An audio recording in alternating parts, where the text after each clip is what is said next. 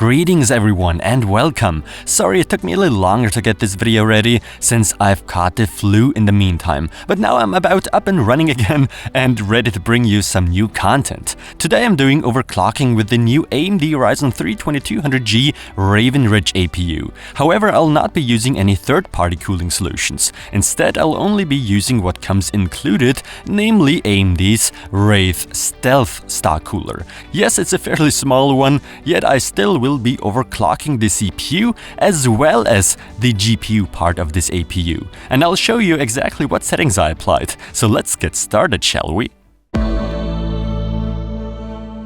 As always for overclocking, you do need an overclocking compatible motherboard. In this case, either a B350 or X370 board or one of the newer chipset models, B450 or X470. I did go for the ASUS Prime X370 Pro board since that's all I have right now. Before I applied any OC settings, I went into the BIOS and made sure I've given the iGPU the maximum amount of available memory, which is 2 GB. Next up, I booted into Windows and fired up CPU Z to check at what voltage the CPU is running at stock settings. The integrated graphics running at 1100 MHz. So what I'm aiming for are 3.8 GHz on the CPU part and 1500 MHz on the iGPU. For the RAM, I set this as high as possible, 3200 MHz. Ryzen loves high frequency memory. The CPU ratio is at 38, GPU boost is set to manual.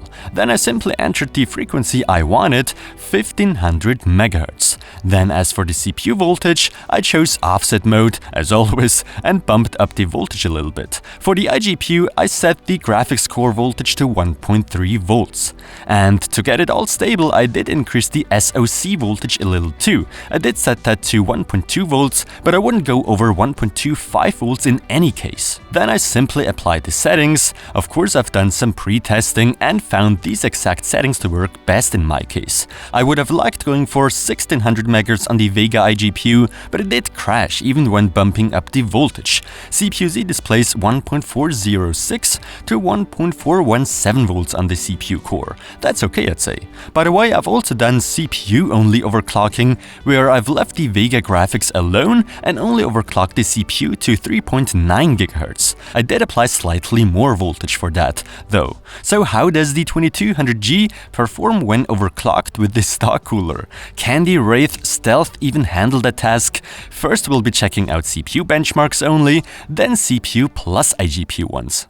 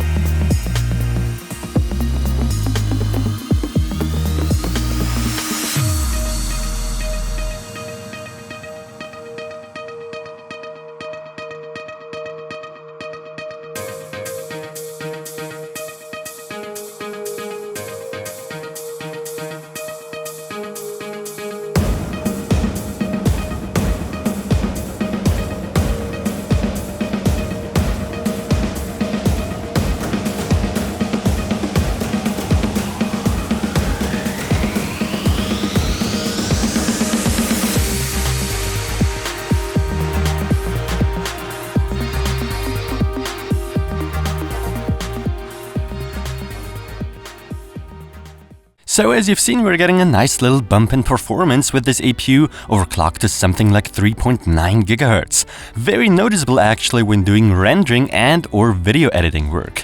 It's a nice and easy way to get more performance for your money for free. In the majority of games I've tested, you'll even get a couple more FPS, but the increase is only very minimal there. The temperatures though, at just 69 degrees Celsius, no concern at all. Definitely in the safe zone there, and the Wraith Stealth remained pretty quiet all the time. Where things start to get more interesting is when we overclock both the CPU and GPU part of this Ryzen 3 APU. We do see some drastic performance gains, although not noticeable in all game titles. Crysis 3, for instance, behaved very oddly, with worse than ever results. But don't worry, more recent games should run perfectly fine. The power consumption of course increases, but that's no surprise actually. Roughly 30 watts more than at stock when stressing both the CPU and GPU at the same time. As for the temperatures, yes, I did hit a fairly high one.